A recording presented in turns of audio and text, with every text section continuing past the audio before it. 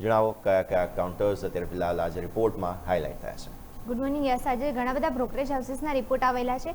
એમાં તમે પહેલાં નજર કરશો તો પહેલાં તો આપણે વાત કરીએ ટાટા ગ્રુપની 2 કંપનીના રિપોર્ટ આવેલા છે. તો પહેલાં એમાં સિટીનો રિપોર્ટ આવેલો છે ટાટા મોટર્સ કન્ઝ્યુમર વ્હીકલ ઉપર. ઓવરઓલ જોવા જઈએ તો તે પોઝિટિવ આઉટલુક વ્યક્ત કરતા કહ્યું છે કે 2027ને જોવા જઈએ ને તો સિંગલ ડિજિટમાં વોલ્યુમ ગ્રોથ જોવા મળી શકે છે. પણ ઓવરઓલ એ સિવાય તમે નજર કરશો તો બીજા દરેક સેગમેન્ટમાં એમને પોઝિટિવ આઉટલુક વ્યક્ત કર્યું છે.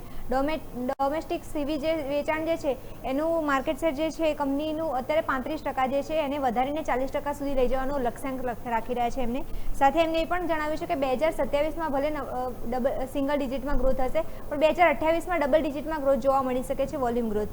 સાથે એમને એ પણ કહ્યું છે કે ઇબિટ માર્જિન જે છે એમાં પણ હાંસલ કરવા માટે કંપની ફોકસ કરી રહી છે અને જે અત્યારે એક્વિઝિશન કરેલું જે છે ત્યાંથી પણ કંપનીને લાભ થઈ શકે છે. અને લાસ્ટ તમે નજર કરશો ટ્રેક્ટર સેગમેન્ટ જે છે અને બસીસ સેગમેન્ટ જે છે ત્યાંથી પણ કંપનીને ગ્રોથ સારો જોવા મળી શકે છે એવું એમનું કહેવું છે. એટલે ઓવરઓલ જોવા જઈએ તો લોંગ ટર્મ માટે આઉટલુક પોઝિટિવ જ વ્યક્ત કરેલું છે. તો ટાટા મોટર્સ કન્ઝ્યુમર વ્હીકલ પર પોઝિટિવ આઉટલુક વ્યક્ત કરતા સિટીએ આઉટલુક જણાવ્યું છે. સાથે પછી બીજો રિપોર્ટ આવેલો છે, એમએસનો રિપોર્ટ આવેલો છે ટાટા મોટર્સ પેસેન્જર વ્હીકલ ઉપર. ઓવરઓલ જોવા જઈએ તો ટાટા મોટર્સ પેસેન્જર વ્હીકલ ઉપર પણ એમને ઇક્વિટેડના રેટિંગ આપવામાં આવેલા છે. ટાર્ગેટ તમે નજર કરશો 368ના આપવામાં આવેલા છે. એમને એવું લાગી રહ્યું છે કે અહીંયા વોલ્યુમ ગ્રોથ જે છે કંપનીનો એ સારો જોવા મળી શકે છે. સાથે પ્રીમિયમાઇઝેશન જે સેગમેન્ટ જે છે ત્યાં કંપની અત્યારે ભાર મૂકી રહી છે, ત્યાંથી કંપનીને સારી એવી આવક મળી રહી છે એટલે ત્યાં કંપની ભાર મૂકી રહી છે, જેથી કરીને લોંગ ટર્મમાં કંપનીના માર્જિન જે છે એમાં સુધારો જોવા મળી શકે છે. સાથે જે ઇન્ટિગ્રેશન જે છે એનો પણ કંપનીને લાભ થઈ શકે છે. તો અને લાસ્ટ તમે નજર કરશો તો આ બધા રીઝનના કારણે એવું લાગી રહ્યું છે કે ટાટા મોટર્સ પેસેન્જર વ્હીકલ જે છે ત્યાં પણ પોઝિટિવ આઉટલુક જોવા મળી શકે છે એટલે એમને રેટિંગ અપગ્રેડ કરેલા છે. સાથે યુબીએસનો રિપોર્ટ આવેલો છે ઇન્ફોએજ ઉપર. ઓવરઓલ જોવા જઈએ તો કાલે ઘણો ચર્ચામાં હતો સ્ટોક અને પછી અમને રેટિંગ અપગ્રેડ કરેલા છે. એક્યુમિલેટના રેટિંગ આપવામાં આવેલા છે. ટાર્ગેટ તમે નજર કરશો તો 1280 આપવામાં આવેલા છે. એમને એવું લાગી રહ્યું છે કે એઆઈ અને ડીપ ટેક જે છે એ ક્ષેત્રમાં કંપનીની જે પકડ જે છે મજબૂત થઈ રહી છે ડે બાય ડે, એના કારણે કંપનીને લાભ થઈ શકે છે. સાથે એમને એ પણ જણાવ્યું છે કે એઆઈનો પોર્ટફોલિયો જે છે એ જોવા જાવ તો લાંબા ગાળે મદદરૂપ પણ થઈ શકે છે કંપનીના ગ્રોથ માટે. સાથે ઓવરઓલ જે ડેટા સામે આવ્યો તો એમાં એમનું જે એક્સપાન્શન છે, કેપેક્સ એક્સપાન્શન જે છે કંપની એ પણ સારું કરી રહી છે, જેના કારણે કંપનીને લાંબા ગાળે નફાકારકતામાં પણ સુધારો જોવા મળી શકે છે. તો આ બધા રીઝનના કારણે એમને એવું લાગી રહ્યું છે કે કંપનીમાં હજુ પણ આઉટલુક પોઝિટિવ દેખવા મળી શકે છે એટલે એક્યુમિલેટના રેટિંગ આપવામાં આવેલા છે. પછી બીજો રિપોર્ટ આવેલો છે વેદાંતા એલ્યુમિનિયમ ઉપર. ઓવરઓલ જોવા જઈએ તો CLSAનો રિપોર્ટ આવેલો છે અને એમને આઉટ પરફોર્મના રેટિંગ આપવામાં આવેલા છે.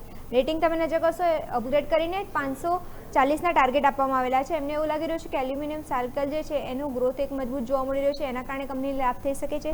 સાથે એમને એ પણ કહ્યું છે કે એફપીએસ જે જનરેશન જે છે કંપનીનું એ મજબૂત થતું જોવા મળી રહ્યું છે. સાથે કંપની અત્યારે ઇન્ટિગ્રેશન કરેલું છે નવું મોડ્યુલ, એના કારણે પણ કંપનીને લાભ જોવા મળી શકે છે. અને લાસ્ટ તમે નજર કરશો ડિવિડન્ડના કારણે પણ કંપનીને લાભ થઈ શકે છે. આ 3-4 રીઝનના કારણે એમને એવું લાગી રહ્યું છે કે વેદાંતા એલ્યુમિનિયમ પણ પોઝિટિવ આઉટલુક જોવા મળી શકે છે એટલે આઉટ પરફોર્મના રેટિંગ આપવામાં આવેલા છે. લાસ્ટ રિપોર્ટની વાત કરીએ, મેક્વેરીઝનો રિપોર્ટ આવ્યો છે સિન્જીન ઉપર. ઓવરઓલ જોવા જાવ ત્યાં પણ એમને પોઝિટિવ આઉટલુક કરેલું છે. આઉટ પરફોર્મના રેટિંગ આપવામાં આવેલા છે. ટાર્ગેટ તમે નજર કરશો, ટાર્ગેટ ક્યાંક ને ક્યાંક એમને એવું લાગી રહ્યું છે કે થોડું કદાચ સ્ટોકમાં શોર્ટ ટર્મ માટે પ્રેશર જોવા મળી શકે છે એટલે એમને જે ટાર્ગેટ આઉટ પરફોર્મના રેટિંગ જે હતા એ તો જાળવી જ રાખે છે, પણ ટાર્ગેટ જે હતા એ પહેલાં 835ના આપવામાં આવ્યા હતા, એને ઘટાડીને અત્યારે 735 કરવામાં આવેલા છે એટલે 100 પોઈન્ટ ઘટાડવામાં આવેલા છે. એમનું રીઝન એમણે જણાવ્યું છે કે અત્યારે થોડા તણાવોના કારણે થોડું કંપનીને ટ્રાન્સમિશન જે બિઝનેસ છે ત્યાંથી ચેન્જીસ થોડા કરેલા છે, એના કારણે થોડું અસર જોવા મળી શકે છે. પણ ઓવરઓલ જોવા જાવ તો જે CMO જે છે બિઝનેસ એમાં થોડો પડકાર જોવા મળી રહ્યો છે, એના કારણે કંપનીને થોડું શોર્ટ ટર્મ માટે પ્રેશર જોવા મળી શકે છે એવું એમનું કહેવું છે. બાકી ઓવરઓલ જોવા જાવ તો મેનેજમેન્ટ પોઝિટિવ છે કંપની માટે. સાથે કોમર્શિયલ એક્વિઝિશન જે છે કરેલા છે કંપનીએ, એના કારણે પણ કંપનીને લાંબા ગાળે લાભ થઈ શકે છે એટલે આઉટ પરફોર્મના રેટિંગ જે છે એને જાળવી રાખીને ખાલી ટાર્ગેટ જ ઘટાડ્યો છે. એનું રીઝન એ છે કે લોંગ ટર્મ માટે આઉટલુક પોઝિટિવ છે એના કારણે. એટલે યસ જોવા જાવ તો આ બધા બ્રોકરેજ હાઉસીસ છે એમના રિપોર્ટ આજે જાહેર કરવામાં આવે છે, એના કારણે આ બધા સ્ટોક છે આજે ફોકસમાં રહી શકે છે. ઓકે, તો આ તમામ સંકેતો પર નજર રહેશે. આભાર મીરલ આપનો અમારા સાથે જોડાવા માટે.